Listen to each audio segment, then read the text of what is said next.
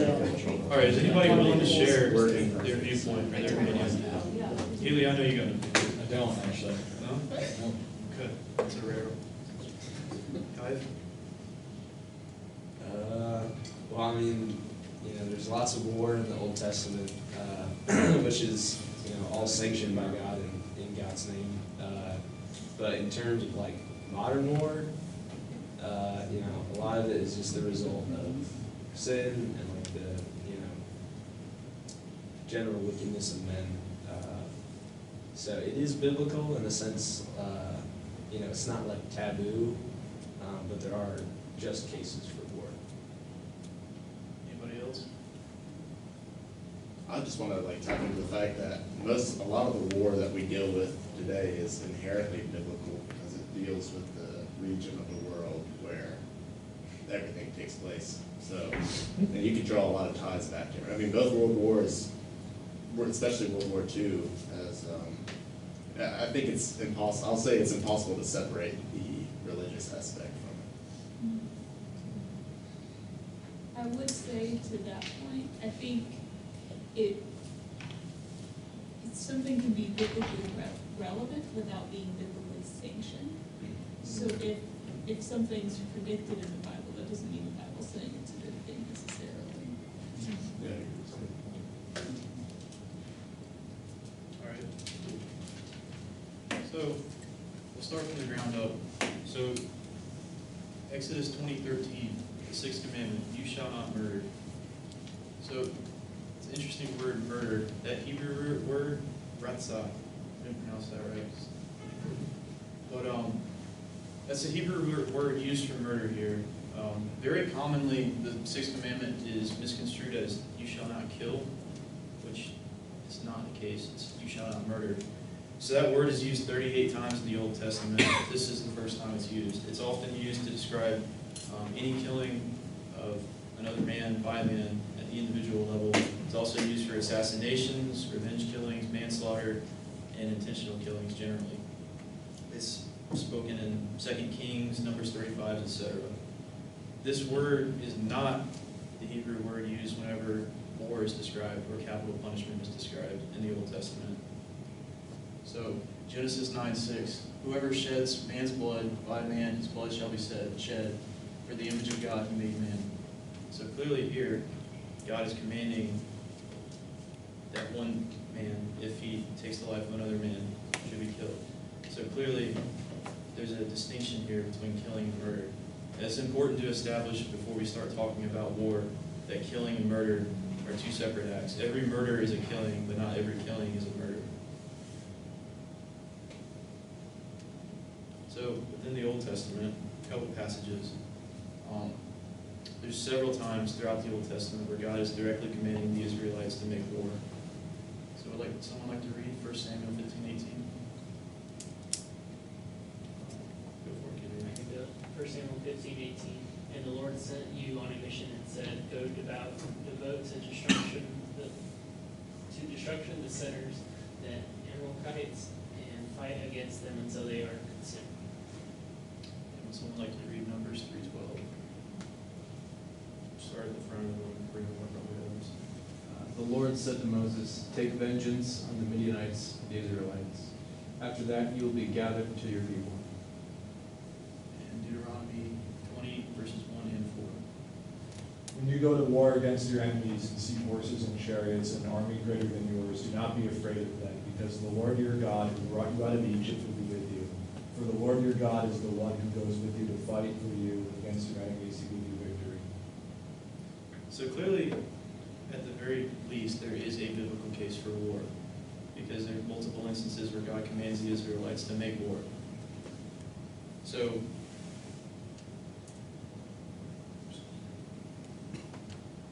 moving on to the New Testament. One thing I want to highlight here is there's a misconception I hear a lot that, God in the Old Testament acts differently than God in the New Testament. And as James 1:17 here says, Marianne, would you like to read? Every good and perfect gift is from above, coming down from the Father of the heavenly lights, who does not change like shifting shadows. God's will does not change from the Old Testament to the New Testament. So with the coming of Christ, God's not wiping out everything that occurred in the Old Testament and starting fresh. So every war that's made in the Old Testament was justified then as it is now. And directly from Jesus, someone like to read Matthew 10:34. Do not think that I have come to bring peace to the earth. I have not come to bring peace, but a sword. So this passage is very important because it's not directly talking about bringing war.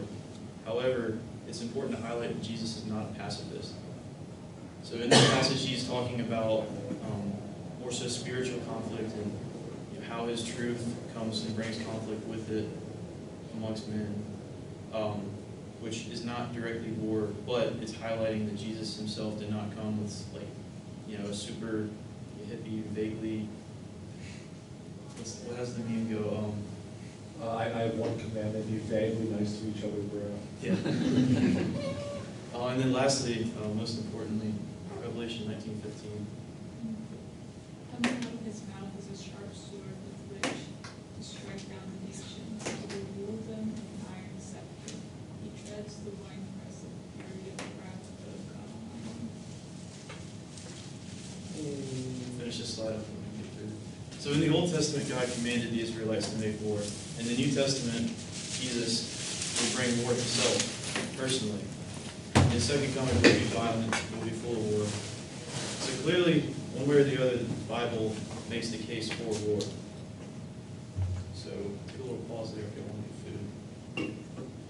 Everyone wants to get food? That's cool. Well, it's still hot. Somebody get it. Actually, we'll do one more slide because it's a discussion. So, what makes a war biblically just? So we've given several examples of war throughout the Old Testament, and then also the example that comes in the New Testament. So, what do you think must occur for a war to be just? Can Christians fight in war? And how should Christians conduct themselves within a war? So outside of the framework of the wars that happened in the Old Testament and what is to come in the New Testament, what do you think has to occur for a war to be just? So take a few minutes, eat your food, and talk about that with each other. All right, we're going to go ahead and start back up. Y'all continue eating. So you've had plenty of time to talk with each other. I know Jackson over here has been talking a lot. So what do y'all think? Jackson? I think obviously Christians can fight in wars. I don't know. I don't really know what makes war good. Anybody else? Actually, We said defending people, like yourselves, or people who can't defend themselves. I said when a fundamental human right is like disrespected or becomes illegal. And as an example, I said like the Crusaders War when like the Catholic Church was just like shut down and they were like, you can't be a priest, you can't hold mass, like things like that. good. So within Christianity, especially within Protestant Christianity, there's three main views on this topic. There's the activist view, which is that it's always correct and always right to participate in a war led by your government. There's the pacifist view, which is the opposite, that it's never correct to fight in a war. And then there's the selectivist view, which is kind of a middle ground, which is where we get the concept of a just war. So the activist view is pretty easy to rebut because Christians are called to disobey a government that commands evil. Perfect example in Exodus chapter 2, verse 1, where the Hebrew women are commanded by the Pharaoh to kill all the male children in Egypt. And they don't, because the government is evil, and they're called as people of faith to disobey that. So you extrapolate that view out. Now, your government says, let's go to war with our neighbors because we want to conquer them. Clearly that's not right. So that's an easy way to rebut the activist view. Pacifist view is also pretty easy to rebut. A lot of that view comes from the concept of turning the other cheek and a lot of other kind of ideologies based off of that. If you look at that verse in Matthew where Jesus is saying to turn the other cheek, what he's really talking about is individuals and individuals' slights. He's not addressing nations in that concept, or in that context. So that really leaves us with the selectivist view, which is essentially the middle ground. And like Ecclesiastes 3:8 says here, there's a time to love and a time to hate, a time for war and a time for peace. So, when are those times? So, selectivism, we get into the just war theory. So this is a theory first kind of developed by St. Augustine, and then later submitted by Thomas Aquinas. And it's essentially like a criteria list or a checklist for what makes a war just and what makes a war continue to be just. So there's essentially two main types of criteria for a just war. Kind of a third one, but we'll get to that. There's jus ad bellum, which is the criteria you need to begin the war in the first place. And then there's jus in bello, which is how you have to conduct yourself within a war to maintain it being just. So we'll go into all of these with their own slides, but this is the list. So, just cause and right intention, competent, legitimate authority, probability of success, last resort. Those four comprise the jus ad bellum. Then there's the right spirit, proportionality of response, and moral means. Those are conduct within war. Now, if you look up just war theory, there's a couple different lists with a couple different numbers of items. Sometimes it's 5, sometimes it's 8. Just war theory has kind of been secularized within the last 100 years or so. And that's where you get different kind of criteria numbers. But I think these are a perfect list that can all be biblically backed. So first up, we have just cause and right intention. Someone like to read Revelation 19:11. Adam, I think we left off with you. I saw heaven standing open, and there before me was a white horse, whose rider is called Faithful and True. With justice he judges and wages war. So this is during the second coming of Jesus, where God is waging war against the wicked, against the beast. God only wages war when it's righteous, and we should try to emulate that. So in order for a war to be just, you have to have a just cause. So someone was talking about defending people earlier. That's a just cause. Defending against an invasion, defending other people, defending from genocide, etc. So beyond a just cause, you have to have the right intention. What I mean by that is you can't manufacture a just cause in order for a war to be just. False flag attacks, for instance, do not constitute a just cause because they're fought with the wrong intention. Also, you can have a totally just cause, but the wrong intentions. There's a quote, never let a good tragedy go to waste. A lot of times, there is a very just cause.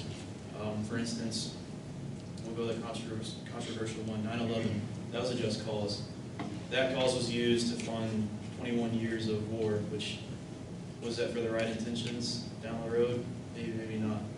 So you have to think about those things when you're determining a just cause and intention for a war.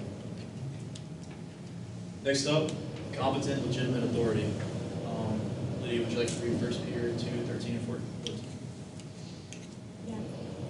Be subject for the Lord's sake to every human institution, whether it be to the emperor as supreme, or to the governors as sent by him to punish those who do evil and to praise those who do good. So governments are instituted by God at one level or the other. Authority on earth is derived from authority in heaven. And government is not necessarily a bad thing. That being said, a just war has to be instituted by a just, legitimate, and competent authority. What that means is it has to be some sort of a just government or just entity that's conducting the war. It can't be some band of vigilantes on their own conducting, war or attacks outside of the bounds of laws and morality. Beyond that, an illegitimate government cannot cause a just war. So, for instance, you have a military coup, and then 6 months later you're at war with your neighbors. Maybe you tick every other box. That government's not legitimate, it's not acting within laws and morality, so it cannot conduct a just war. Then also, governments have to be acting honestly. So you can't start a just war via deception. So, like I said before, false flag attacks, etc. Perfect example, 1964 in the Gulf of Tonkin Bay. Maybe the U.S. government had a great reason for getting involved in Vietnam, but they did so via an act of deception. So, following the just war theory, that would not be just. Next up is the probability of success. So, Grace, would you like to read Luke 14:31? Or what king going out to encounter another king in war will not sit down first and deliberate whether he is able with 10,000 to meet him who comes against him with 20,000?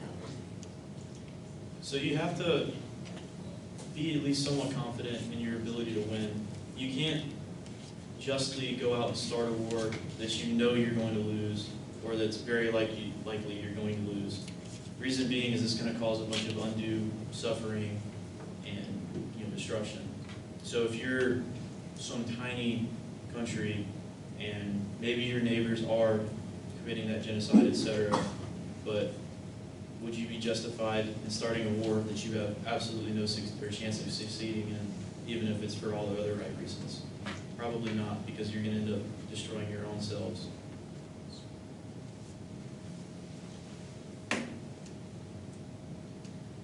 Last resort. Would someone like to read Deuteronomy 20:10 and Romans 12:18? Sarah?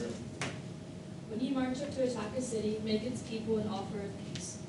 If it is possible, as far as it depends on you, live at peace with everyone. So warfare should always be considered the last option.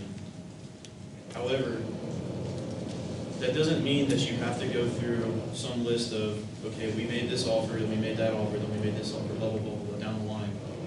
Warfare should be considered as a last option when all other options are either not feasible or expended. So if you have the ability to make peace, if you can avoid a war by talking it out with the other nation, other group, etc., you should. Because if you just attack from there, you're not acting within the biblical framework. It's very clear in Deuteronomy.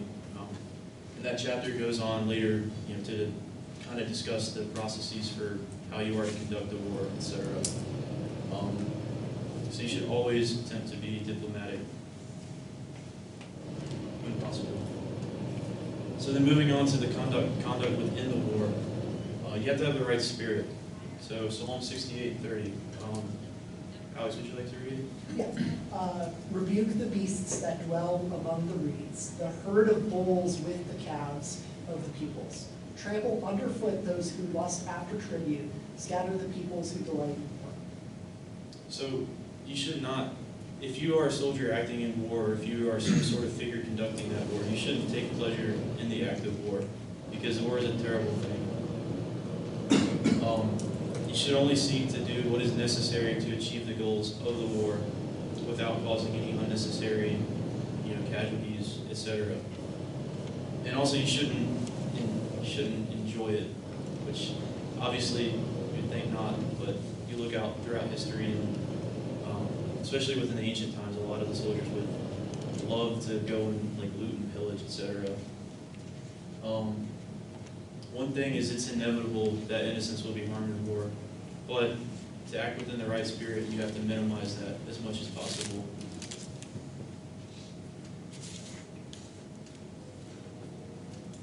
Next up, the proportionality of the response. Luke 14:28. I'm not familiar with your name. What's your name? My name's Nick, but I'll pass. What about you? Andy? Yep. For which of you, desiring to build a tower, does not first sit down and count the cost, whether he has enough to complete it? So you have to base your force off of the force that was used upon you, to an extent. So if you can create some massive outcome by using a minimal amount of force, for example, if you can avoid a ground invasion by crippling an economy with sanctions, you should follow that route. Likewise, if you are attacked by 5 soldiers crossing the border, it's probably not just to drop a nuclear warhead on their capital. Proportionality of response. You have to calculate the benefit and the costs. So that also means if you are going to launch that proportional strike, you should know how many people are going to be lost on your side, their side, and then the benefits of conducting that strike, etc. And then lastly, and most importantly, within the conduct of war is the moral means. So Matthew 5:44. But I tell you, love your enemies and pray for those who persecute you. So within a war, within a just war, the ends do not justify the means. So what that means is you need to minimize the amount of suffering, the amount of loss, etc. Civilians are not legitimate targets within a war. As much as they weren't in the Old Testament, they are today. And then you should also avoid mass destruction when possible. Weapons designed to commit mass suffering, poison gases, etc. shouldn't be used in a just war.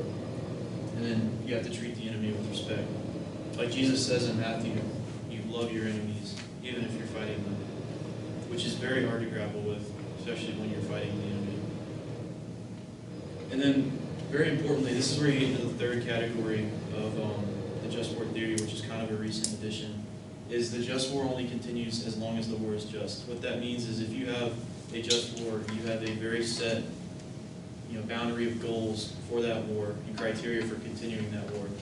And that war is only just as long as those goals are in effect. So if you're launching a war with the goal of launching a small punitive strike, you do that. It's not just to continue that war all the way through to annex and dominate that country, etc.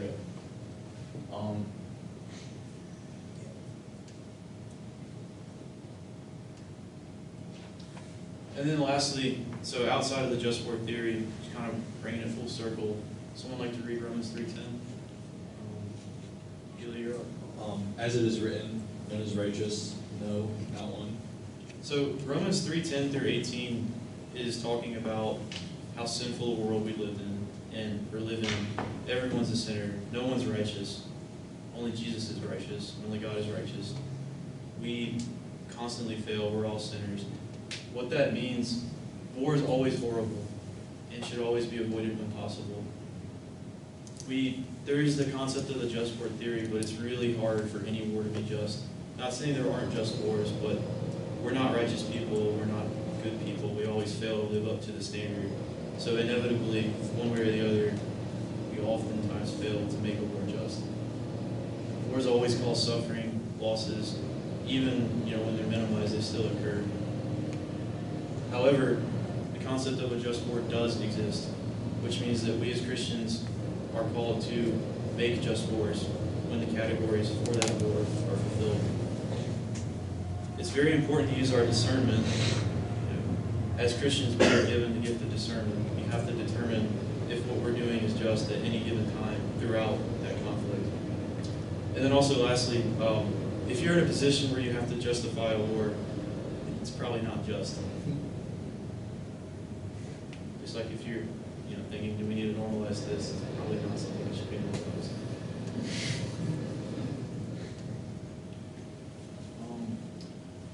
Kai, would you like to read this? Resistance to evil by force and by the sword is permissible, not when it is possible, but when it is necessary because there are no other means available. In that case, it is not only a man's right, but his duty to enter that path, even though it may lead to the malefactor's death. So, as for content, that's pretty much all I've had. We'll open it back up to discussion for a few minutes, and then I have some further references and some books I think are pretty on the subject. Great. In the previous slide, you stated that only a legitimate government can wage a just war. So my question is, what constitutes a legitimate government from the biblical standpoint? So that's one that I'm not really the best at answering, but I'll try. Like a just government is a government that tries to act within a Christian framework and isn't actively going out and trying to commit evil wherever possible. There's probably better definitions than that, but that's what I would say. Does anybody else have a answer to that?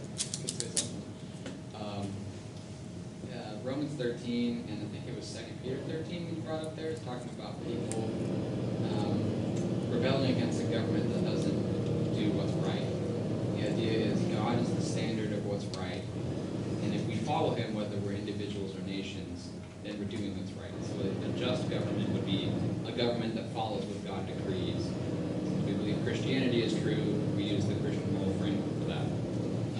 You wouldn't say the right government is Sharia law because we're not Muslims, right? So you would have to follow whatever God decrees and steps out of that bounds, that's where it's not doing what's right, just like with individuals. Okay, so we're using just and legitimate interchangeably here? Probably. I would say in order to be legitimate, you have to be just. That being said, we're all fallen, we're all sinners. Government is made up of people who are equally fallen. So it's very hard for a government to be, it's impossible for a government to be totally just. So that's another place where I think discernment comes in. Anybody else?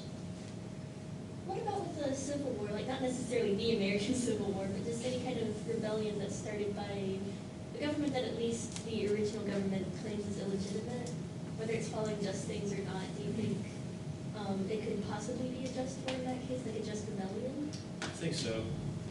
Perfect example is the Spanish Civil War.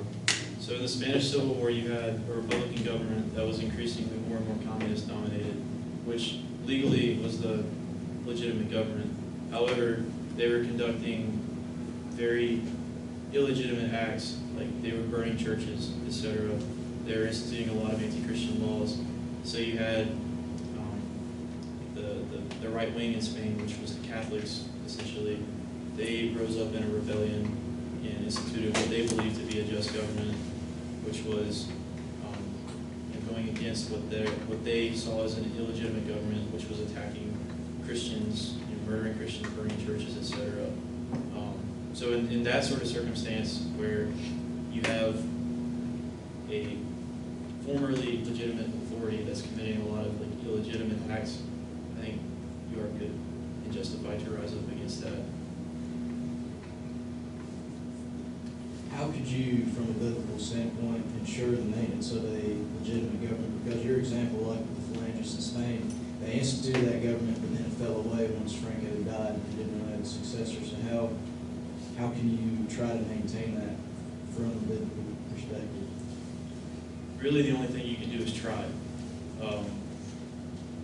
Like with Franco, and obviously I don't want to call him some sort of hero, but he was trying to act within a Christian framework with it, to an extent. And then it fell away because if you rely entirely on one person, which was what his government was based around, it falls apart when that one person is gone. So I would say you have to have some sort of a system that is capable of maintaining the framework, and what that is, I don't know. But that's not just that government or that authority where you have a period of doing well and then falling off. Look throughout the Bible, especially the book of Judges. Every time that Israel fell away from the righteous path of following God, their government fell apart, and a new judge had to be instituted, etc. If that makes sense. Yeah, that makes sense. I was going to say that, to respond to that, is that Franco had, the idea was to have a bunch of systems that work like that with one sole leader, and then the Vatican be the head authority on everything concerning morality. And that's how you would justify different kind of actions. So when they're talking about banning contraceptives or stuff like that, that would all be up to the Vatican. And then ideally you'd have every nation follow that system and then turn towards the Pope for stuff that concerns those laws and stuff. Again, that was just an example of crazy reason. I don't know if there's a clear answer to this, but just to get your thoughts, how do you navigate that being in the military? Because if you're going to fight in a just war, you have to go through the government, in the military, but you also don't really get to choose what you fight if you're in the military. That's really hard. Yeah. I don't know, to be honest with you, because obviously not everything that every government does is just. I'm trying to choose my words carefully here. Not every government is acting justly at any given time, but if you're within that organization where you don't have a lot of choice, I think there comes a point where you have to make that choice, but where that point is, I'm not exactly sure. It's different potentially for different people too. I want to comment specifically on that. Sorry. It's like a tricky question. I was just wondering. I think I might have something. say it, because then I can't get in trouble for saying it. Yeah, there you go. And it's holding a baby that makes me more proud. There's a passage of scripture that says, there's no temptation that's common to man that God hasn't essentially dealt with. Every time you're tempted, he gives you a way of escape, so that you don't have to fall into sin. And so I would apply that just like with regular life to military life. If there's actions that seem fine, then fine. But if there's a temptation to do something within the realm of the military actions that would seem sinful, then God provides a way of escape. It might be hard. Maybe you get court-martialed or something. I don't know, but it'd be better than doing something that's sin. Thanks. So, before I forget, there's a few books that I was looking at when I was doing research for this.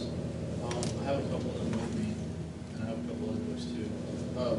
On the left, War for Christian Views. That's an interesting book because it's 4 separate authors that essentially write very long essays, and they each take a different position, ranging from one extreme to the other, where you have one author who's talking about total non-resistance, one author who's more on the Christian pacifism side, and then there's the just war theory supporter, and then all the way on the other extreme is like the crusader theory. So it's an interesting look at all 4 of the perspectives from the extremes. Next up, On Resistance to Evil by Force. That's a personal favorite of mine. It was written by Ivan Ilyanovich, or Ilyan, like right after the Russian Civil War. He was, I believe he was a layman in the Russian Orthodox Church, but a lot of his perspective was, we just lost the war to godless communists, and the prevailing theory at the time, which was Leo Tolstoy's, which was a lot of non-resistance, is basically that book is him calling that stupid and giving a practical example of that the Russian Civil War. Very good read. Next up, City of God, St. Augustine. Particularly the section on war. Obviously the book is great overall, but the section where he's kind of laying out the groundwork for the just war theory, he doesn't call it the just war theory. It's kind of more of a collection of ideas that eventually was cemented by Thomas Aquinas later on, but great read. And then this is a more modern one, Arthur Holmes. He's actually one of the authors that writes an essay in the book on the left, but he kind of talks about the just war theory and like the modern applications of it. It's a shorter read, but it's a decent one. And then I also have 2 other books with me. I have Always with Honor by Pyotr Wrangel, which is another perspective of the Russian Civil War from the White Army's perspective. Kind of, that is more of a direct military leader's response and his attempts to act within a Christian framework in conducting the Civil War.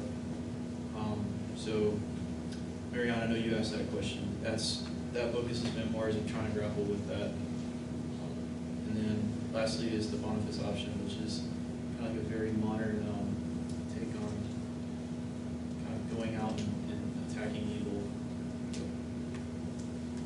And there's a couple of podcasts. Always, if you have any questions, theological based, gotquestions.org is amazing. You just type in just about any question you have. That's how I got started on my research, and I just kind of went from there. But if you have any, outstanding questions that I can't answer, it probably has an answer to it. We give a lot of different scripture to back that up. For another reference, if I remember correctly, I think Mere Christianity was written during wartime. Yep. And it's a compilation of C.S. Lewis's essays to the nation, with respect to World War II. So that's another good reference. And then about the first book that you mentioned, The 4 Views, you had mentioned early on in the presentation there's activism, pacifism, and selectivism. So, well, those are 3. So what's the 4th one? So the 4th one is essentially an extreme version of pacifism. Like, kind of similar to what you see with some Hindus of like, don't kill any living creature, don't ever resist anything. Kind of along those lines. It's very weird. It's out there. Like, literally don't hurt a fly. Yeah, kind of. Like, it's out there. Makes pacifism sound sound reasonable. Any last minute questions? side. I have a question, two things. One, I think that's canonism, not Right, right, that's two, what it I was just wondering, so one of the, part of the just war theory, the first criterion, I should say, was it has to have just cause and right intention. How do we define just? Just. Where does that come from? Is that directly from the Old and New Testament, where we figure out if a war is just, or? So we have to, we take a look at scripture and then we use our discernment, because scripture isn't gonna, say we need to go invade this country tomorrow because it's a just cause. However, you can look at the examples of, throughout the Bible, of, particularly in the Old Testament, if you want to look at how, the Israelites would attack other nations or defend themselves from other nations, and you say, okay, this is a situation kind of similar to that. You go throughout more scripture looking, are we acting in a way that's in accordance with God? And it's very important to use your discernment, because you're not always going to have a clear-cut answer. It's easier to compare, this is obviously not a just war because we're doing X versus is this just, is a little harder to decide. What is a discernment? Discernment? Discernment is, Julie, do you have the definition? It's essentially where you create an implicit or an explicit solution from implicit evidence. Like you look at scriptures, you look at examples, and you apply those to the real world the best you can with your own judgment, essentially. And the help of the Is Holy Spirit. there context for the word discernment? Or do you mean just the definition in general? Just the general Christian definition of discernment. Well, just in general, without even the religious context, I think it's just choosing what's right among a bunch of options. You discern what's good. And since Christianity, we believe Christianity is true, and the discernment we have is rooted in Christian morality. Does that answer your question? Yeah, so using Christian morality